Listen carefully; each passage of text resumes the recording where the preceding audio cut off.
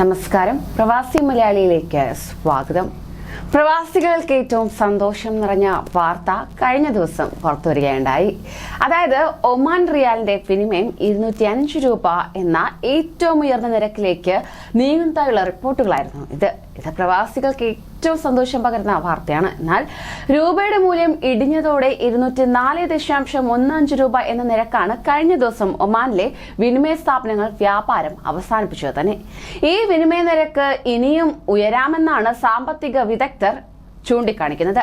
റിയാലിന്റെ വിനിമയ നിരക്ക് 199 തുടങ്ങി 200 രൂപയിൽ സ്ഥിരമായി നിൽക്കാനാണ് സാധ്യതയെന്നും സാമ്പത്തിക വിദഗ്ധർ ചൂണ്ടിക്കാണിക്കുന്നു.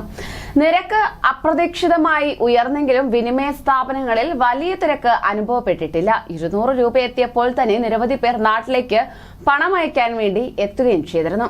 202 എത്തിയപ്പോഴും പണം അയക്കാൻ നിരവധി പേർ എത്തിയിരുന്നു. സ്കൂൾ അവധി ആയതിനാൽ തന്നെ പലരും നാട്ടിലാണ്. നാട്ടിലേക്ക് പോകാൻ വേണ്ടി ഒരുങ്ങുന്നവരാണ് മറ്റു പലരും. അങ്ങനെ പലർക്കും നിരക്ക് വർധന പ്രയോജനപ്പെടുത്താൻ പറ്റിയിട്ടില്ല. 2 ദിവസം കഴിഞ്ഞാൽ ശമ്പളം കിട്ടുന്നതോടെ തിരക്ക് വർദ്ധിക്കുമെന്നാണ് വിനിമയ സ്ഥാപനങ്ങൾ കണക്ക് കൂട്ടുന്നത്. അതേസമയം അമേരിക്കൻ ഡോളർ ശക്തമായത് തന്നെയാണ് നിരക്ക് കൂടാൻ കാരണമെന്നാണ് പൊതുവെയുള്ള വിലയിരുത്തൽ. $1 78.81 രൂപയാണ് ഇപ്പോഴുള്ള നിരക്കുന്നത്. 80 രൂപ വരെ എത്തുമെന്നാണ് വിലയിരുത്തപ്പെടുന്നത്. എണ്ണ വില ഉയർന്നതടക്കമുള്ള നിരവധി കാരണങ്ങളാണ് ഡോളർ നിരക്ക് വർദ്ധിക്കാൻ കാരണമാകുന്നത്.